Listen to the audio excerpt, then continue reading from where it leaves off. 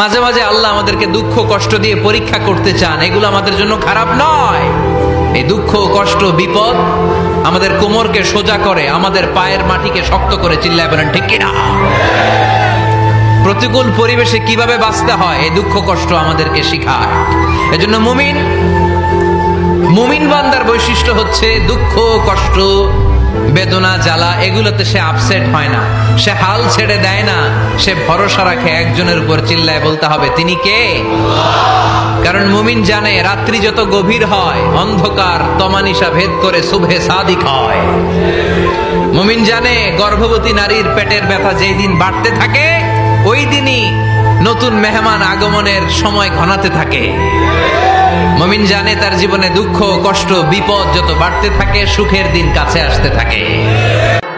এত ভালোবাসা কই যাবে? কেউ থাকবে না, সবাই আপনার অন্ধকার কবরে রেখে দিয়ে চলে আসবে। উপরে বাঁশের কঞ্চি, তার উপরে মাটির চাপা, অন্ধকার আর অন্ধকার। এই অন্ধকার যেন শেষ হতে চায় না, শুধুই অন্ধকার, ঠিক কিনা?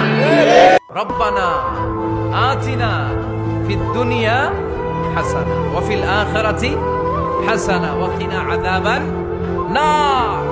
আল্লাহ তুমি এই দুনিয়ার সব কল্যাণ আমারে দাও, আখিরাতের সব কল্যাণ আমারে দাও, আগুনের শাস্তি থেকে আমারে বাঁচিয়ে দাও। পড়েন আমিন। আল্লাহ তাআলা ততক্ষণ পর্যন্ত কোন জাতির ভাগ্যের চাকার পরিবর্তন করে না যতক্ষণ পর্যন্ত ওই জাতি নিজে নিজের ভাগ্যের চাকার পরিবর্তন করতে না চায়। সুখ এটা দুঃখের পরেই থাকে। আল্লাহ সেটআপটা এভাবেই করেছেন। দুঃখ কষ্ট বিপদ আর পরীক্ষায় মুমিন ভয় পায় না, কারণ মুমিনের হারাবার কিছু নাই, ঠিক কিনা? আমাদের জীবনে যদি বিপদ নেমে আসে আমরা কি চিন্তিত হই? কথা বলেন। আমরা তখন সবর করি, কি করি? আর সবরে সওয়াব আছে না নাই?